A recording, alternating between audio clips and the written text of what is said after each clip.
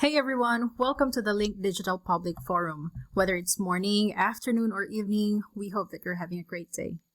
So for today's session is actually packed with exciting updates from Link Digital's chairman, Stephen Costa. He recently had the honor of being a keynote speaker at the Canadian Open Data Summit. We are also thrilled to have a guest speaker from Canada joining us today. Stay tuned for the introduction by Stephen. And also don't forget to share the link with your colleagues, your family members, your friends who are interested in learning about open data and its societal and environmental benefits within our community. So without further ado, Stephen, we're all eager to hear from you. The virtual mic is yours. Thanks, Kate. Wow, cool. Lots of cool faces. There's Lee and Eugene. There's probably others I can see, but I don't have the grid view up. Yeah, awesome to see Maggie here. We've got lots to talk about because I did like 2 presentations with Lex in one of them as well, 3. And so there's heaps I can talk about. But like always, this is kind of a forum, so anyone can raise questions. And specifically with Maggie in the room, we'll try and preference her questions or questions around her project. So I'll try and talk less. And I will share my screen. Everything that Kate just said is this slide, so I don't have to go through it. Basically, just raise your hand. We can talk about stuff. That's what it's for. Who is Maggie Finkle-Aucoin? There's no country and western song yet, but her story deserves one, I think. And certainly her LinkedIn picture is the best I've ever seen. I wish I was there, and I wish I was in that environment right now because it's just awesome up north in Canada. Lex is there, he's enjoying it, and it's fantastic. But her story comes with many tattoos, many epic moments as she moved around from Canada, from her small town, to take up a GIS position with Living Lakes Canada and do the awesome work she's going to talk about today. That's what I'm going to say. That's ad-libbing from the bio. And with Living Lakes Canada, what are they all about? Well, they work to enhance the protection, the restoration, the rehabilitation, and the health of watersheds in BC and across Canada.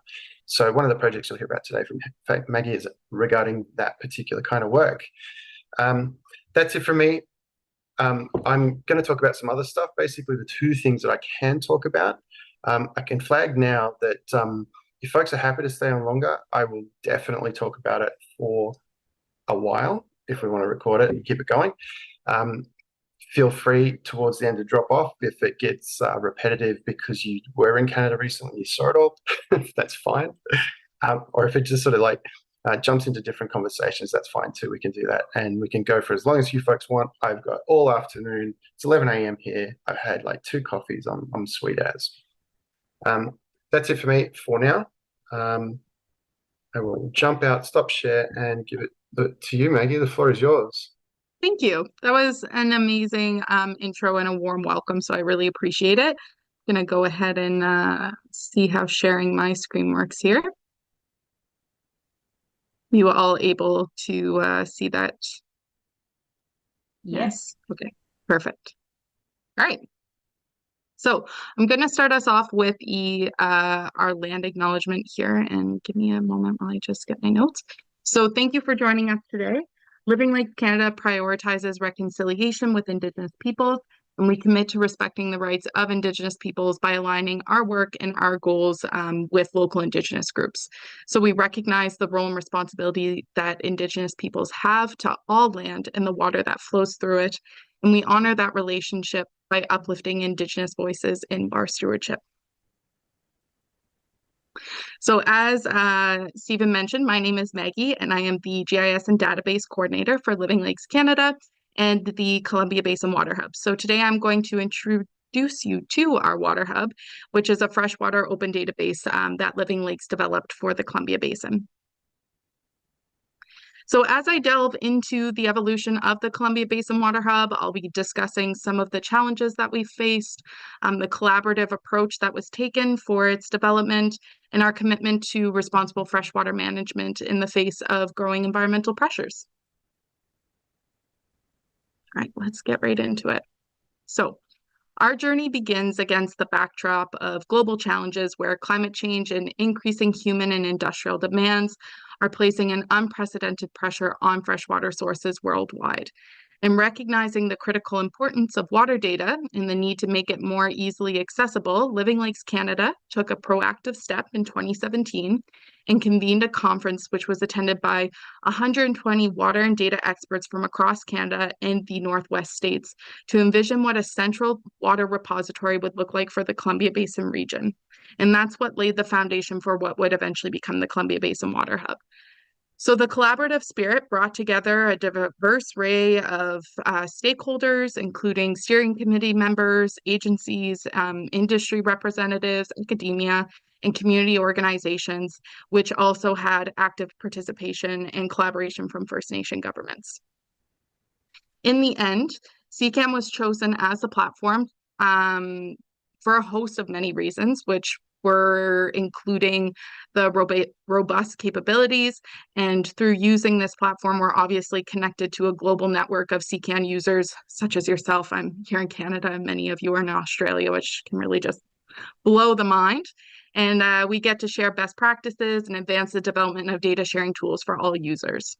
And then on top of that, CCAN and its interoperability features has afforded us the capability to explore integration with other databases, and ensuring that our regional database and its resources can seamlessly operate with others has always been a top priority for us.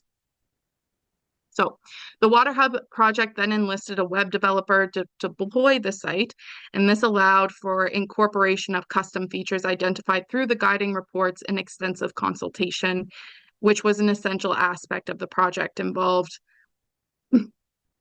Sorry, I got a little twisted up there. But basically, an essential aspect of our project did involve iterative testing, ensuring that the database met diverse needs of our users across the basin. And we implemented rigorous quality assurance and quality control procedures so that we were able to uphold our data integrity. So the Water Hub then officially launched in March of 2021 and has since continued to grow.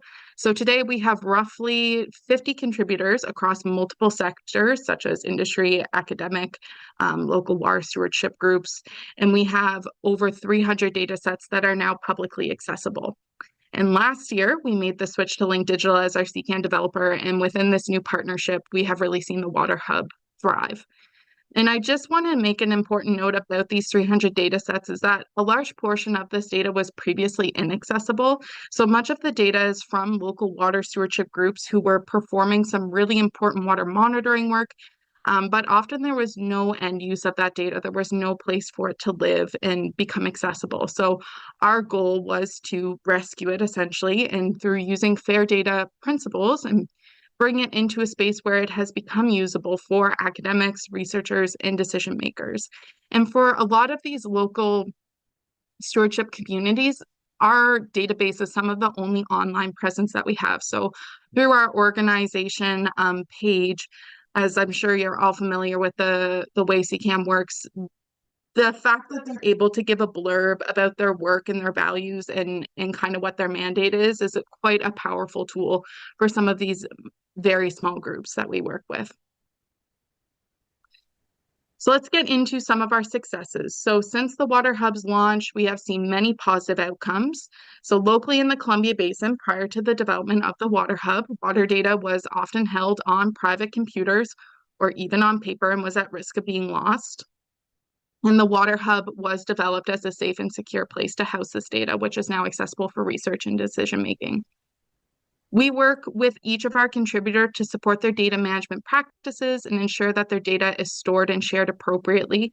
And this individualized approach has increased the quality of data management practices for many of the groups that we work with. And we have received positive feedback from our contributors expressing the value of this service. And then this approach has been recognized recently by the Canadian Open Data Society, who just last week awarded Living Lakes Canada with an Open Data Canada Award in data quality for our work. The Water Hub was also designed to support data governance and allow groups to maintain a level of control over how their data is shared, accessed, and used. This allows us to align with the OCAP principles when working with First Nations data and to support the unique needs and preferences of a wide range of contributors. So working directly with each group on data management, data upload, and data sharing, we have created strong relationships with groups conducting water monitoring projects in the basin, which has informed our perspective on data needs within our region. And I apologize, you can probably hear my kids out in the hallway, but so is life. So one of the initial challenges was to find the Water Hub's unique niche within the expansive landscape of databases. And this task did require a delicate balance between how to develop and expand while avoiding contributing to redundancies in existing services. And in contemplating a solution to this challenge, we found that the best way to find this balance was to play into our strength, which was building and, more importantly, supporting the community within the Water Hub. So community-based water monitoring groups that we primarily serve face a critical issue. These groups, often limited by capacity and funds, were operating at maximum potential, and as a result, were oftentimes unable to meet the demands of various different data portals and systems of data management across the province. So recognizing this challenge, the Columbia Basin Water Hub adopted our one-to-one approach to data management. And this personalized strategy aims to meet contributors where they are and best serve their needs. By tailoring our approach to the specific capacities and requirements of each contributor group, Living Lakes empowers these groups with tools that align seamlessly with their realities. And the one-to-one approach highlights our commitment to inclusivity and responsiveness, ensuring that the Water Hub serves as a practical and user-friendly resource for all.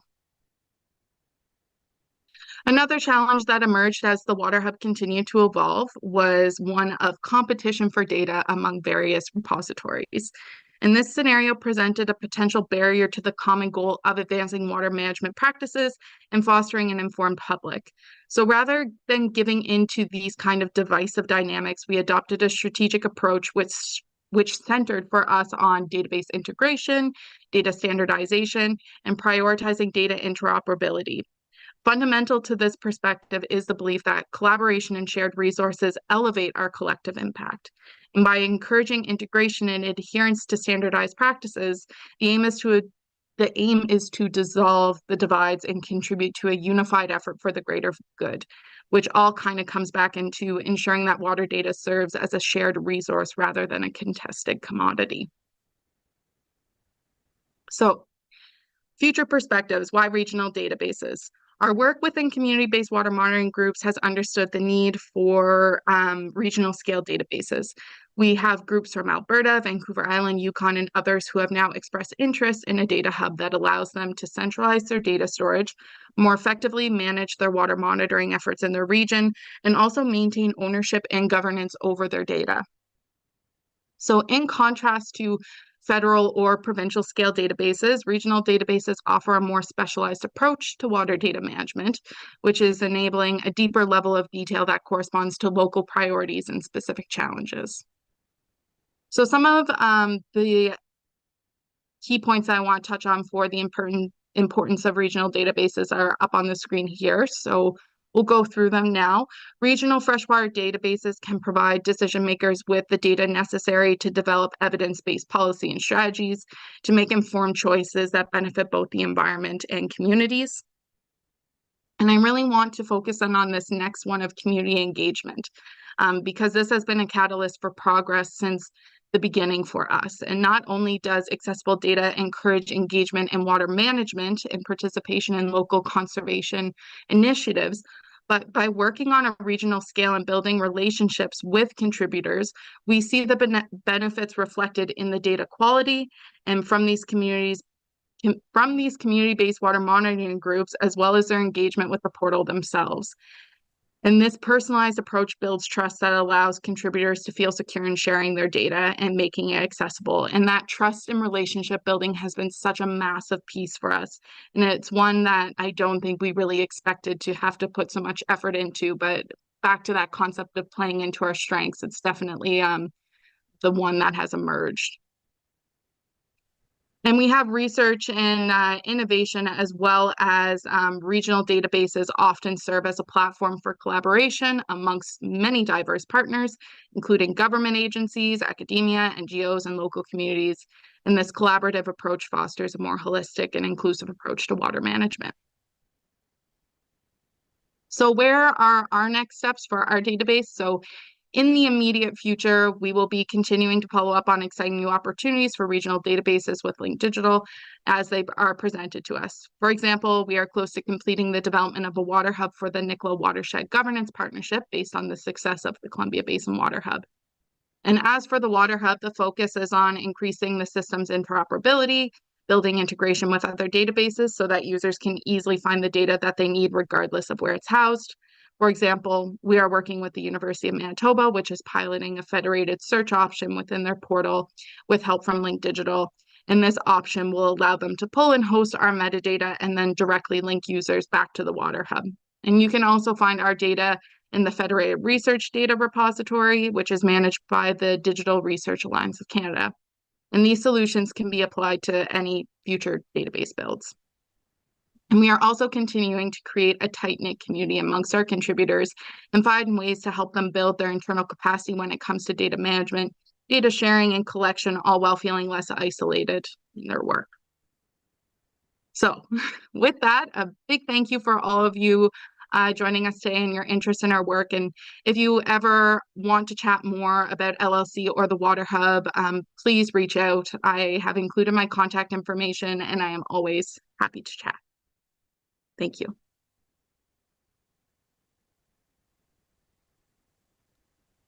Awesome. Thank you. Any hands? I've got some questions, but again, we need to prioritize guests. Anyone got any questions for Maggie? All right, well, I don't see any hands, so I'm going to jump in with a couple. For sure. So what are stewardship groups? Are they basically like citizen scientists or more custodians of local lands or other kind of like parks, environment sort of groups, government or quasi-government? They're typically non-government entities. We see them mostly within they're non-government groups. They're typically always nonprofits. They are sometimes purely volunteer-based, but not always. Yeah. And they work on kind of a local scale. So we developed our own data grading scheme to be able to sort data.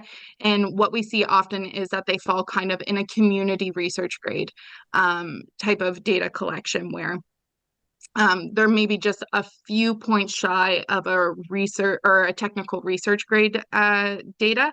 But yeah, they're doing some really valuable work within their watershed. So it might be, a local group that has a stream that is their water source. And based off that concern, they're out there, they're monitoring temperature, maybe doing the occasional lab sample. And that was the data that wasn't finding a house anywhere. And that's what we really wanted to aim to serve those communities. Yeah, gotcha. Because we've done some work with citizen science in New South Wales here in Australia in the past, and half the project was around the community engagement, development of volunteer registries, then matching volunteer skills to projects. So kind of posting the specs of a citizen science project, and then curating the collection process. So once it came through to the endpoint of having data collected over a period of time, you had more confidence in the people and the process that was used. Looks like we've got some questions in the chat, which is cool. If I can see them. Are you also Acadian, Maggie? It was from Lee. Lee, I am also Acadian. I come from Shedica, Cape Breton, which thank you for asking. I am very proud of my Acadian heritage. I think I saw Richard. Did you have a question as well? Yeah, yes, can you hear me okay? Yes.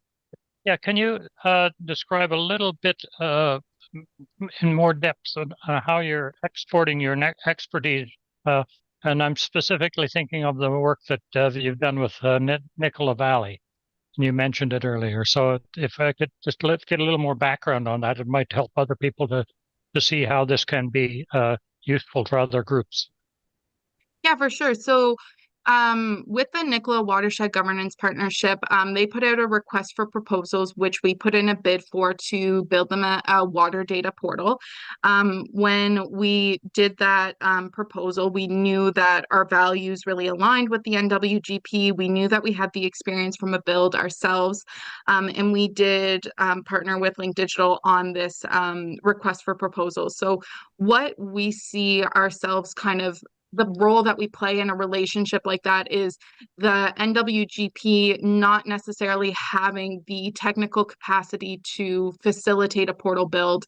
And whereas us having gone through the process of, 2017 to 2021, all these steps of building the foundation for the portal, deploying a portal, and the lessons learned over that time, we've been able to kind of ensure a bit more of a smooth, effective, efficient deployment of a portal by guiding them through the steps that we kind of had to stumble our way through. So that has been very beneficial, I believe, on their end from kind of the feedback that we've had of, just concepts of creating metadata schemas and data licensing and all these considerations that come up when building a portal that they just needed a bit more guidance through. So we really act as a communication bridge between Link Digital and the NWGP. Does that answer your question, Richard? Yes, that's great. Thanks. No problem. Cool. So yeah, go for it, Lee. It looks like you got your hand up. Hello, hi Maggie. If you hear any weird sounds, I apologize. My son's playing video games in the family room. That was the bribe for me to be able to attend this lecture, so I'm not distracted for that reasons. I understand. Again, I'm also with COD, so again, congratulations, Maggie. So my question for you is regarding your database. I was really interested when you were talking about community engagement and just how it increased your data quality through the trust elements. I was wondering if maybe you could talk just a little more about the process. Was it straightforward? Was there any things you'd like someone to know who's maybe going through something a little bit similar? That would be very helpful to me. Yeah. So I wouldn't say it was necessarily a super straightforward process. So getting people to trust our platform was definitely a hurdle to overcome. I think that there's been a lot of solutions either brought forward by provincial, federal government over time that haven't withstood the test of time. And to have our contributors trust that our database was going to be a long-term solution and a storage solution at that for their data took some time and some effort in garnering that trust. We work to make sure with the data sharing agreements that we use with our contributors that they are understanding that the data is still their own. Like this is, it's not our data. They have full ownership over it. And should they wish to withdraw from the project, there's no hurdles or crazy, fees to accomplish that.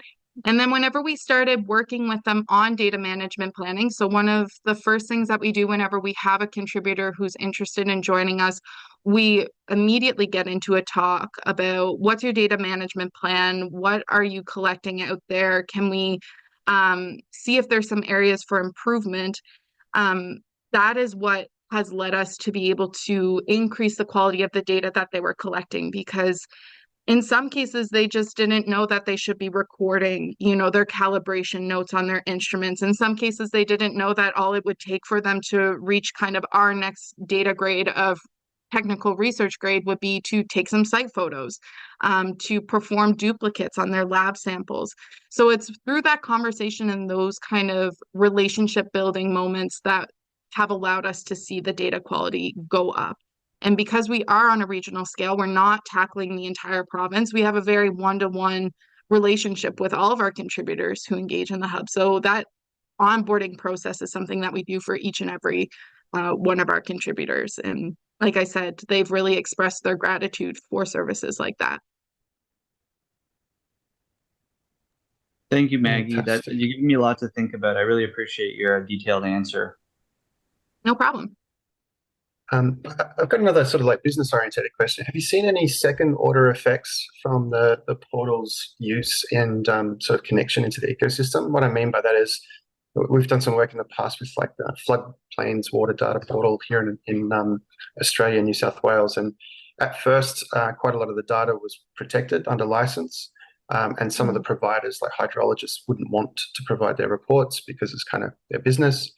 But once they realized that the portal itself was a bit of a marketplace, provided transparency and awareness of the work of different hydrologists around the state, they wanted to jump in. And so it grew the release of data, the quality of data, and created that second order effect. So years later, there's a lot more there now. Do you see that kind of practice happening with water management groups, that they're going to get benefits from participation? I think, looking at that second order effects is something that we're still building towards, just because we are quite young in our journey. I mean, we launched in 2021, and we're eager to see some real tangible use cases come out of the Water Hub, so that we can kind of promote that whenever we're talking to, especially industry contributors, like see the value of contributing to the Water Hub. But we have seen, as we've garnered kind of more contributors, less hesitancy from new contributors coming in, especially from municipal governments and regional districts, which have kind of been our stickiest contributors, and trying to get them to engage and contribute with the water portal. I think just from a risk perspective, there's been some hesitation. No one wants to be the first. But now that we've really started to have some more industry organizations upload to the Water Hub, we've had more engagement from municipalities. It's kind of increasing what was once a trickle, and it's flowing in a little bit more now. Yeah, it's funny, that risk thing. It's always a bit of a seesaw. You have to bring people up. So it's going to be fine. It's going to be fine. But once you've turned it over and you take them down the other side, then everyone wants to join in. Yeah, exactly. Yeah, it's like a risk of missing out by then. Yeah, that's fantastic. Yeah. Any other questions from folks? Well, we can keep the questions going. Some of the stuff that I wanted to talk about is just to call. Oh, yes, Eugene, jump in, please. Where'd you go? You're up, you're down. Oh, he was there for a sec. Nice to meet you, Maggie. Nice to meet you too. I had a question. The adoption and kind of the use of CCAN for collecting this, the different sorts of data. I've been going through your site and looking at the various types of data and whatnot. It's interesting to see how that's all formatted. But I'm also curious to hear if you've had other types of organizations outside of the water movement that have contacted you about possibly setting up something similar for their type of work. So as I mentioned, we've had a few people display interest in our data hub, and although ours is water focused, that hasn't been the case of everyone who has reached out. Some have been wildlife centered, some are just ecological, environmental based databases in general. One of the things though at the Open Data Summit that had me thinking though was, can't remember what talk it was, but choosing one kind of avenue to start and create very solid, and in our case we selected water, and then expanding out from there.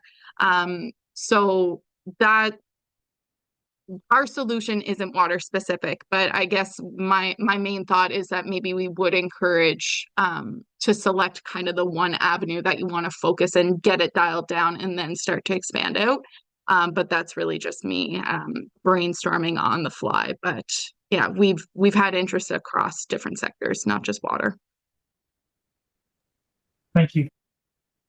You're welcome. That's actually a really good question. There is a consultative context to all data management and data sort of tooling practices. So that domain expertise is pretty important. We rely on that heavily, that our clients hold that, not us. And even around things like data governance, we know that we're not experts in that area. We have interactions, we have competencies, we have literacies there. But when it comes down to consulting, we rely on our organizations, our clients to have their data practices, and then we fit our solutions to those. I see John's in the room. He's with Open North. They consult on data practices. So they're changing around how to do things a bit better, mission focused or quality focused, or bringing in different groups and different kind of data management practices. That's the kind of stuff they're focused on. All right, I'll bring up my slides. There was something you mentioned in your talk, Maggie, evidence-based policy, which is kind of resonating, which is something I talked about in Canada. So that's a good segue. Love a segue. Yeah. Thank you. Just not the ones you ride off cliffs, right? To build back, I'm hoping everything's cool. All right, so I'll jump past those first screens. This thing, policy to practice. So for folks who didn't go to the lead-in event, Link Digital spoke about this Policy to Practice Accelerator Program. I'll try and go through it briefly. It's not something that we're going to kick off until next year. We're trying to bring a cohort of collaborators in. Early collaborator is Open North, with a partnership we struck whilst in Canada. We're looking at sort of working on this together and sort of releasing it early next year. But my personal journey with this was, from March in the year, working on sales and marketing strategies for the company, authentic. So, not just how to manipulate people's buying behavior, but how do we actually create open data projects that are going to resonate with the needs of the market and create value that is obviously valuable. Also then participating in things like the public data, open data forum for government, and sort of responding to where people's heads were at with open data in the Australian government. It sounded like their thinking was sort of moving elsewhere. I thought that was a bit of a risk, because open data is fundamentally collected to participatory democracy and transparency and integrity of government systems and things like that. But also, I caught up with Pia Andrews in July this year, and she introduced me to adaptive policies management and the work that she's doing in that space. That was really, really interesting. Perfect time for me to be introduced to something cool like that. And that all influenced some thinking about something around open data. I also heard a chap talk about open data being, just data with all the goodness boiled off, and I really, that kind of riled me up. And this was all part of the stirring pot. It's kind of not true. Then going off to Estonia earlier in the year to go to the Open Government Partnership event, which was fantastic.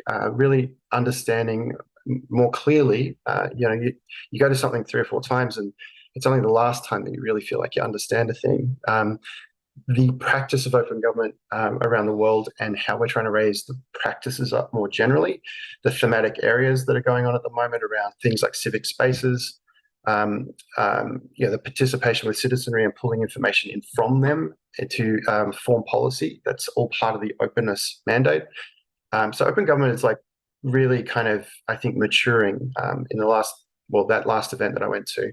And similarly, Open Knowledge, an organization we've been involved in for a long time, are coming back to the party with some really cool programs around electoral processes, integrity around electoral processes, and whether we might need some tooling, some technology, some open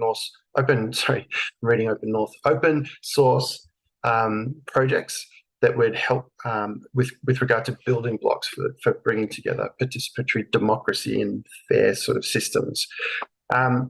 Patricio from Open Knowledge says it all much better. They've got a program going on at the moment. You can jump in and get involved.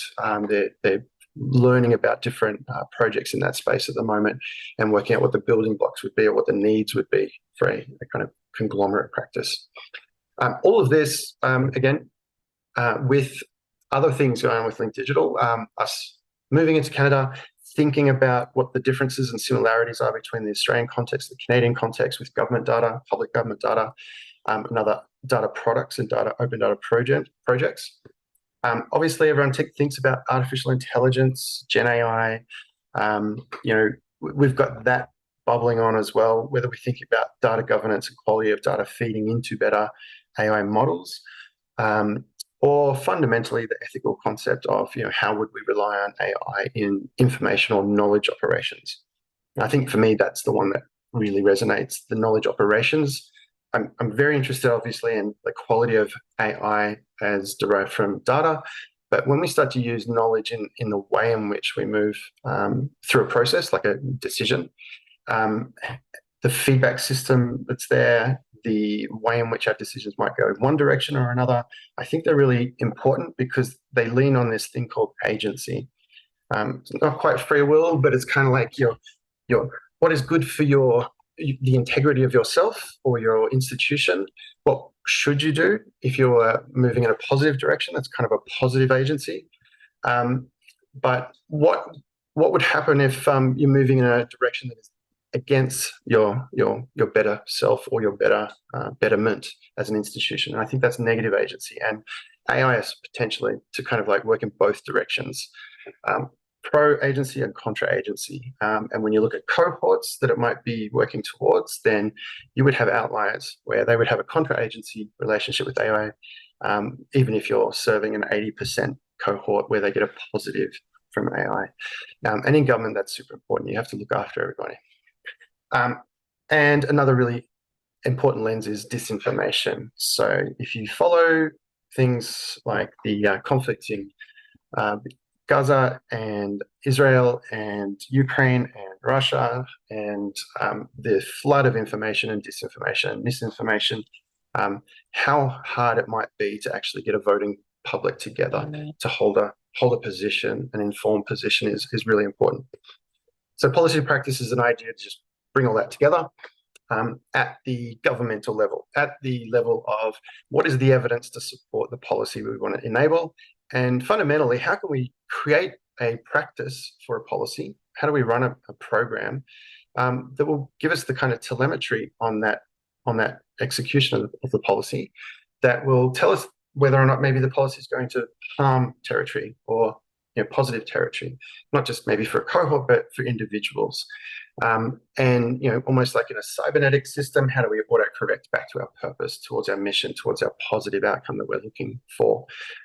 That's kind of like the game that I think could be played with policy to practice. But who we bring together and what might be the outcome.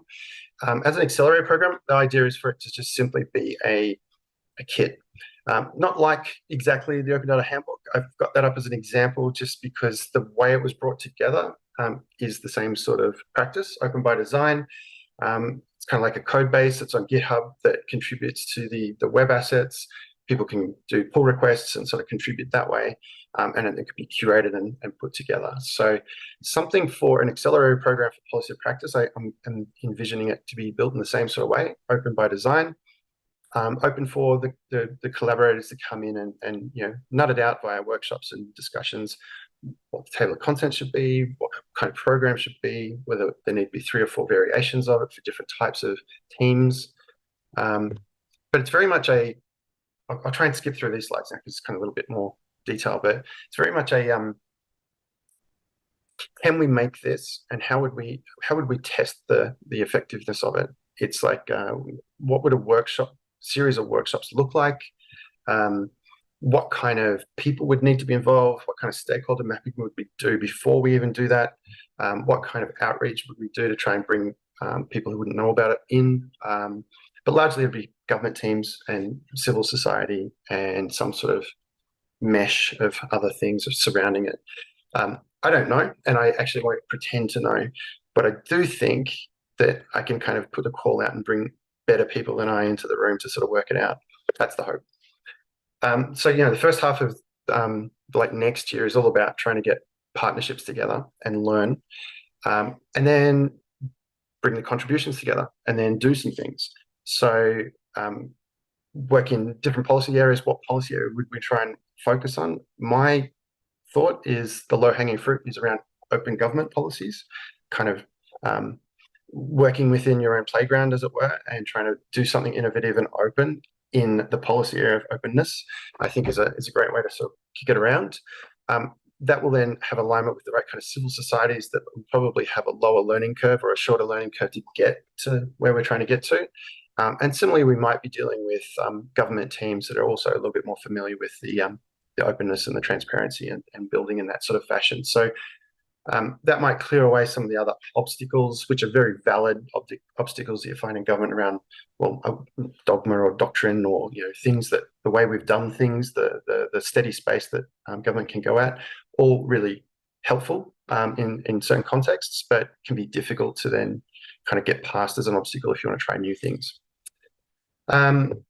So basically benefits would be, I think, if this works, we've got then policies that can evolve. They're adaptive, not only to the constraints of the organization or to different political approaches, because the purpose can be modified based on, I guess, the kind of positives that you're prioritizing based on political sort of imperatives, but also the real world, whether it's technology, whether it's people's attitudes, whether it's the demographics are changing, those sorts of things that change that would affect policies that could make them less effective over time. You can be adaptive. That would be the great outcome, a policy that fits a bit more like a glove into the people surrounding it. In the next talk, I can't see if we've got hands. Oops, sorry. I can't see if we've got hands, but Kate will jump in. Any other questions on that kind of stuff, or I'll just jump into trust?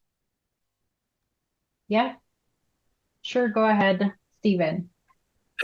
Okay. So, well, we actually have one question from Lee Tosit. Okay, how about I stop share, because it's a lot of monologuing, and the trust thing is kind of cool, but it's less debatable. I guess it's more of an opinion piece on trust from my point of view. So we've got Lee. Jump in, Lee. Make me less of a monologue. Stephen. Hey, I'll try and break your monologue. So just a question. I was clicking on the link there. So is the accelerator program designed for looking for partnerships, or is it for people that want to maybe attend your workshops and just learn more and volunteer on the project in any way they can? What's the intended audience? All of the above. But I gotta say, without kind of like some brands and some people sponsoring it, it would run flat.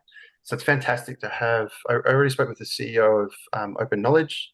Got a general sort of tick to say yes, it's 100% in alignment with the approach of Open Knowledge, which is Open Knowledge is a design principle. How do we make it a practice? Well, policy to practice would be one way to do that. And the slide deck that I kind of ran through quite quickly was the same kind of model that Patricio used for the strengthening electoral processes project they're kicking off. So I'm trying to model it in the same way. And the next step that they had was basically almost like an expression of interest. Who would like to join workshops? Just, flesh it out. So yeah, definitely individuals, definitely groups or societies or civil society. At some stage, once it gets a little bit more mature, like know what it might be, actual government teams. So people might put their hand up and say, we have a policy area that, we've got evidence, we've got some data, we've got some good feedback from communities, and we'd like to experiment with this. And my thinking is it's not necessarily going to create a new program. It might only just be like a third perspective. They might have different ways to evaluate policy. They might have different ways to have policy proposals put forward in their institution. This might just be a good experiment to run, like a second opinion, if you know what I mean. But to run it would be very, very valuable for me personally. I think it'd be cool fun.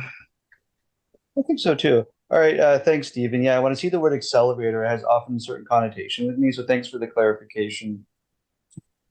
It's a good point. I'm stealing language from innovation and entrepreneurial and sort of the Kickstarter type mentality.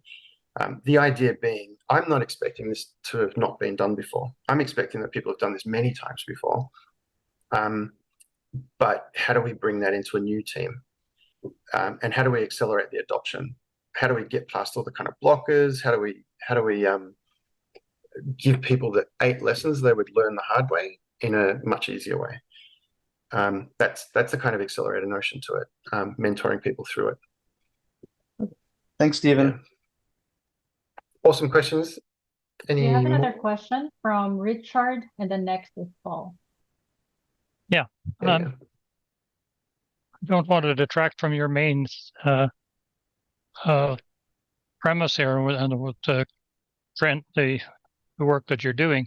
But I did have one quick question, because on one of your slides you showed the Open Data Handbook.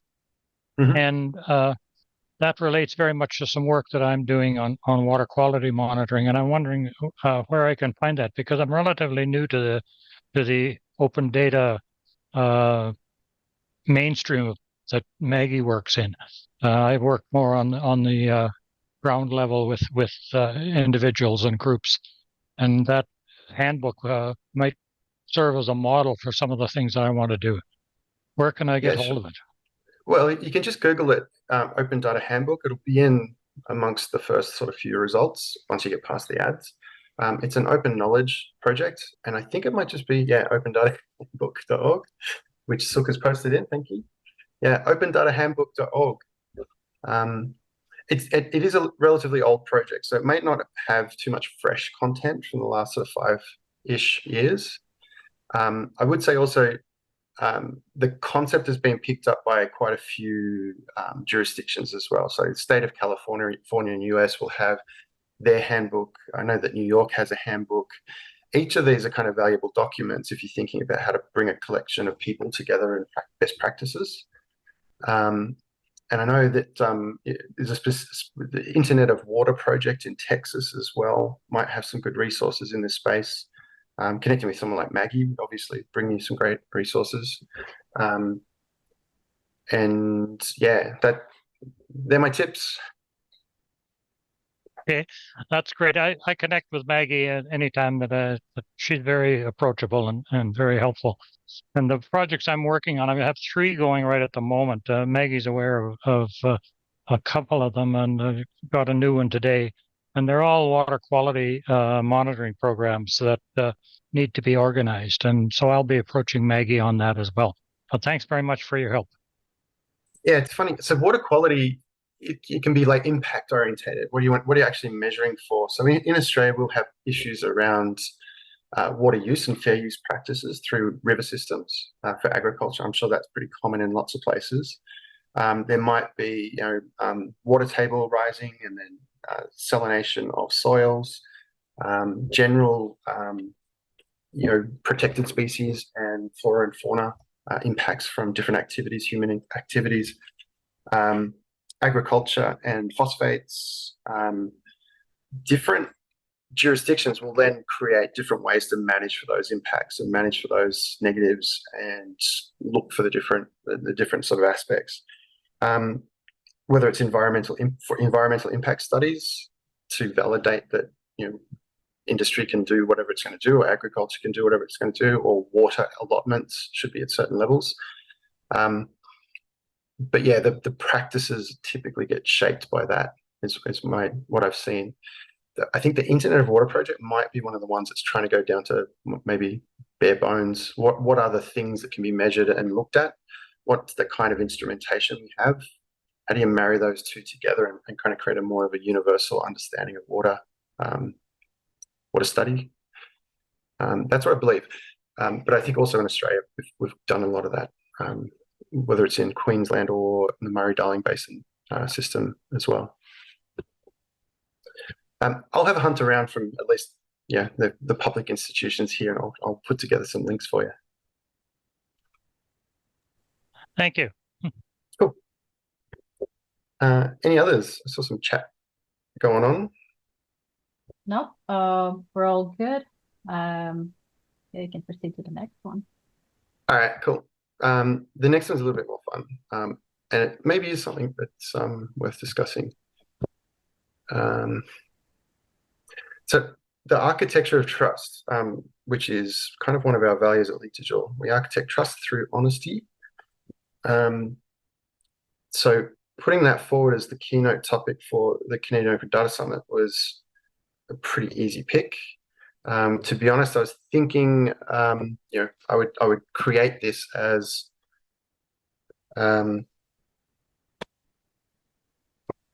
I guess a talk on data and what data is fundamentally in the way that we can observe the world, the objective truth, as it were, through our instruments. But it ended up being more of a confidence game. So this is a quote from Warren Buffett, allegedly. Trust is like the air we breathe. When it's present, nobody really notices. But when it's absent, everybody notices. And presumably, when it's a bit off, a bit stinky, people would notice it to an extent as well, right? And I used in the talk this as an example because I really couldn't validate whether Warren Buffett really said this. It took me ages. There was so many just memes about it, so many tech bro comments about this in their blog posts and this, that, the other.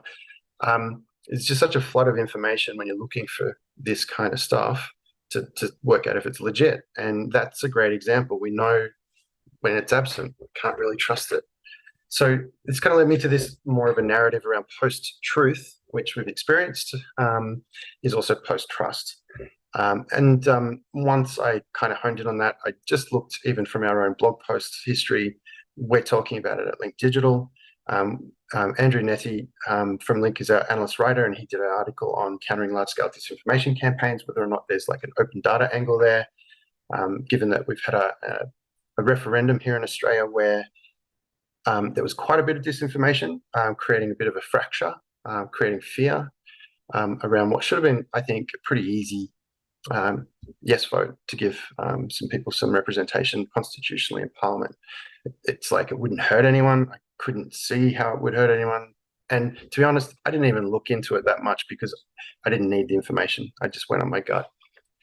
But so much disinformation was in there retrospectively, and that article kind of covers it. So also, the weekend that I traveled to Canada, mentioning Tech Bros again, there's either the SpaceX crew or there is the kind of like the AI Accelerate Everything crew moving towards the singularity.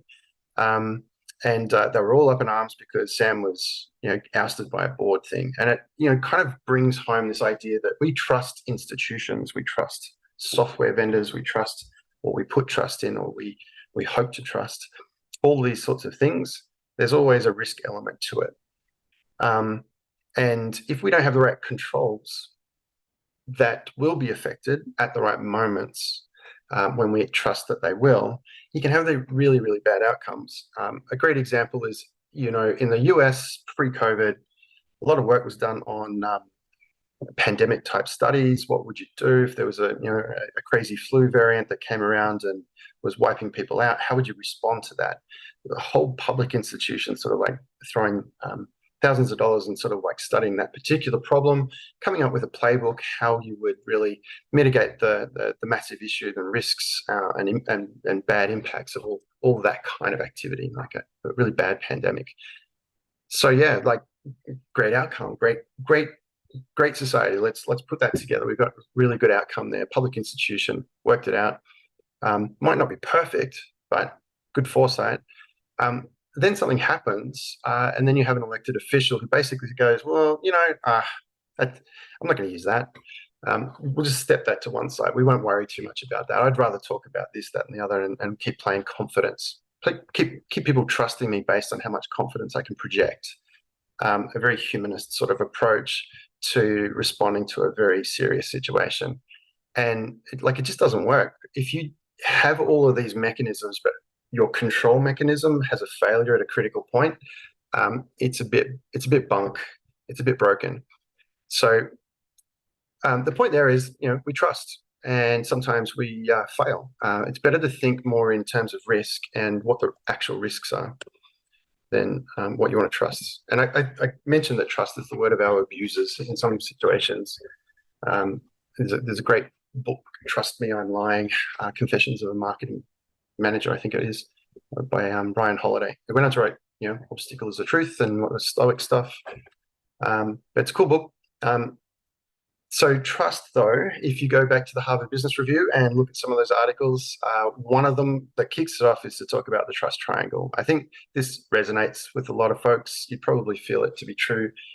It might be, vary based on your personality type and how you attenuate towards trusting people, but generally authenticity, logic, and empathy. If someone you believe is authentic, that you are experiencing the real them, whether they're just a fantastic actor or you've monitored them over a period of time, that you know that their behavior today is like it was for the last several weeks, then that authenticity is something that will add a tick in a box. Similarly with logic, that if you've seen a person in different contexts reason and come out with the right judgment, if you've seen them do that in a very wild set of circumstances, maybe under duress, stress, minimal information, lots of information, you might get more and more sort of like belief in their logic being quite sound. And then similarly with empathy, that if there is a caring element that you believe that that person will care about your particular success, there's a reciprocity that you feel will be bridged, then those three things together will, pretty much land you right smack in the middle of this trust triangle, subjectively. But it is a subjective experience. And again, just to sort of make this point, simply because I'm seeing more and more of it in the discussion around AI and ethics and data. The trustworthiness of an institution is what the ODI is talking about, which is fantastic. Like, we do have to have a conversation about trust, but it is subjective, and it is subjective cognitive bias. Actually, I don't know if you can see it, the poster behind me, which is this poster, the Cognitive Bias Codex. There was a period of time where I was reading up on each one of them every day on Wikipedia, which you can do, just as a little fact check in my own brain of the ways in which I might run amok in the way that I think. And there's a lot of them. So trust is really not really something you can be too trusting of. I think I might have skipped past the slide that says that. Oh no, yeah. We just have to be careful in the way that we trust. Yeah. And again, like I was saying, like, you can attribute trust, or you can attribute almost like an identity, personify institutions or sporting conglomerates like the NBA, individuals, even though those individuals might be representing as a digital self on a Twitter or an Instagram or whatnot, like LeBron James. And people themselves can trust in concepts, even like superstitions, such as LeBron's pregame ritual of, I think, big clap, throwing some chalk up in the air, and with that, the belief that he will get his game on, right? These sorts of things we all trust in, and it's interesting to know that we kind of do that. So when people are talking about a trustworthiness of a process, of a government bureaucracy, of individuals hold delegate power in policy decisions, all this kind of trust discussion is really, if you flip it around, it's more of a risk discussion. What's the risk of LeBron having a bad game if he doesn't follow his superstition? Well, the risk might be he will ruminate on that for weeks and weeks and weeks, so much so that he actually goes into a bad spiral and his game is like continually fouled again and again and again. That's basically it. It's a risk thing. So mitigate that risk, just keep doing the ritual. That's the seesaw of risk and trust and how it all works. A very humanist sort of thing. I mentioned ODI. I'd say follow this. I'd say sign up for the beta as I have. They have a beta which is largely around, I guess, a web form based one, and there is a spreadsheet based one. I can't remember the difference between the two right now, but one of them is around ODI data practices, auditing for yourself what your data practices are in your institution, and getting kind of a bit of a credit score, as it were. AAA, I guess, presumably down to like CCC type around your data practices, which might give you a kind of trustworthiness score. So yeah, the data practices assessment tool, which might actually be more of a snapshot thing. Go into that, check it out. They're running workshops at the moment. I think some of them are a really bad time for me, but I'm going to still try and get to them. And it's the kind of thing that could end up working quite well with other things you do in your institution. If you've got your data breach policy, if you've got your privacy policies, you've got other types of policies in place, and you've got your data governance practices, which are all designed to mitigate potential harms or risks, they might just reveal a couple of others, give you a bit of a backlog of what you can work on and prioritize those, which sounds cool. And ultimately, going back to LeBron James, going back to NBA, going back to other things we do in our societies, if you get an accreditation from someone like ODI or some other organization that fundamentally vouches for you and says you're going to be more trustworthy than your average organization, that will be kind of that badge by which folks might say, yeah, they're okay. In Australia, we have this thing like the Heart Foundation tick of health, and the reality is it might cost $50,000 to have the Heart Foundation audit or assess your product to be worthy of getting a tick. It may not be a super healthy product, who knows, but you get a tick by following the kind of process that makes you get the tick. And if they then market the tick, that ultimately markets a whole cohort of folks who have that tick. And that's the kind of practice that ODI can work on.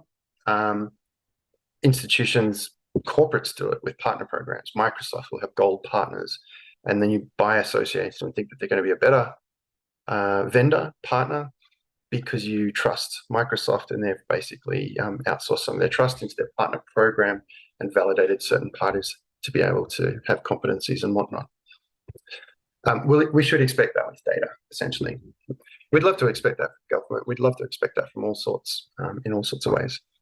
The last thing I talked about is epistemic bubbles, as opposed to echo chambers. And just to note that an echo chamber is more of a information space that may not have certain voices, may not have certain information, may not have the capacity for reasoned debate or critical thinking, largely because that information is pushed out of that chamber, actively pushed out by voices, mechanisms, exclusionary tactics, or platform tactics.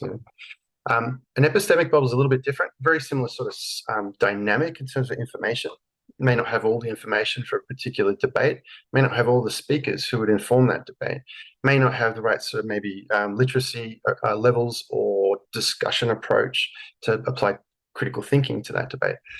But it's not necessarily by design. It just could be by omission. It could just be completely, oops, we're all talking about agriculture, but there's no farmer here. A shared group of opinions with the wrong kind of informed member in that group. So popping epistemic bubbles is maybe a space for open data, maybe a space for open data communities.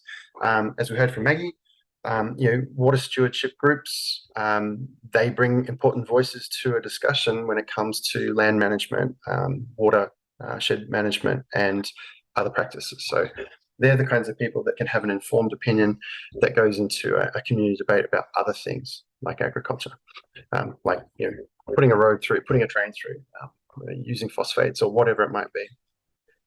This is a solid area for working on open data practices and looking for impact as well. And the last thing I ended on was this book, which I still haven't got yet, out on 10th November. I think it's going to be an interesting read, Our Tribal Future by David R. Sampson, reviewed recently on New Scientist. And what I imagine, I have to read it to go beyond imagining, is our sort of like trusted advisors, our cohort, our elders, as it were, for our particular tribes. We may need to go back to a kind of an older school mechanism of making sure that we have a way to raise those people up, whether they're literally elders, but they're elders with a learned perspective of being members of our tribe. They've learned through trials and tribulations to have the tribe's interests at heart. It doesn't mean they're going to go to war for us. It doesn't mean anything like that. But if we go back to our representative democracies and our sort of models, how would we do that? How would we recognize that we have these epistemic bubbles? We need the best voices to represent us. We need voices that are open to sharing their opinions with other groups respectfully, applying critical thinking, and running, you presume, ministries or agencies and programs based on evidence-based policy, based on information that's coming from the cohort that policy is serving. That's the stuff I talked about, and then I just brought back policy to practice. So I can kill it there, stop share. Definitely over time, probably losing people. But I wanted to get it out, because people were asking me how to go in Canada, and I thought, well, I could just do it again, generally, different audience. Any questions? I saw some chat. Well, we're all good. Actually, we answered all of the questions here, and it's just a poll. He asked for the link to the ODI workshop on trusted data practices. Yeah. Well, same answer as everyone. Basically, you can just go to ODI, Google it. You'll find it pretty quickly. Or we'll follow up with an email and send it through for sure. Well, I've got a question for Paul, if that's Paul Connor. When do we expect the videos might be up from the CODS event? Well, happily, we received them all actually in short order, like Monday, Tuesday, and so Michael Schwanzer is going to be cutting them up, and putting them on YouTube within the next, hopefully, a few days to a week. If he needs help with that, we got a bunch of people who can pitch in. So very soon, much sooner than previous years. Wow, that's awesome. And yeah, well, I have to say again, it was an absolute privilege to be there. It was an amazing event, personally validating, just because it's been a while since I've been to a dedicated open data event like that in person. And it's like any group of people doing the same sort of thing. You basically feel like you're doing it on your own for most of the time, and then coming together and there's enough people that will listen to you. They won't glaze over when you start talking about something. It's just awesome.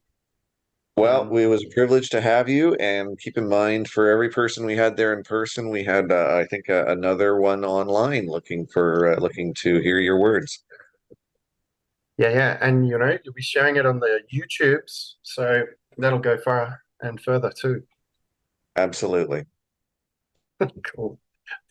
And Ian had a great talk. Ian talked about data tables, if he's still on, or table designer, I should say, which is a CCAN extension. I am very keen to check that out. I know he's been working on it for a while, but I mentioned it to my peeps with regard to that suggestion I made, that we should be able to plug it into some AI automation and dynamically create some data tables based on asking AI to do some stuff. And my hypothesis there is that would be really interesting for government that want to create kind of an auditable record of what was generated from a Gen AI kind of prompting mechanism, should they want to then use that record in something else. Imagine like it's a FOI request, AI would take a dump based on a query, a record would be produced, you're automating it with AI. You want to make sure that, if that gets pulled up at some later stage, you've got a record of, how it happened that you got to that. I think that would be kind of cool. Yeah, so I guess that's a wrap then, unless there's any other questions. No, I think we already answered all the questions here. So again, Steven, thank you so much. Although Maggie already left, we would like to express our gratitude to Living Lakes Canada, especially to Maggie. And again, everyone, if you are interested in the early registrations for the Policy-to-Practice Accelerator Program, please reach out, or you can directly sign up here in this link that I provided. And lastly, we want to emphasize that your feedback is incredibly important to us as a community. So in preparation for 2024, we kindly request your participation in a brief survey actually after this session, once you leave the Zoom meeting. That will be presented when you leave this session. And yeah, that is all for today. Enjoy your holiday breaks in December, everyone. Thank you so much for joining us. Thanks, Kate. Thanks, everyone. Awesome.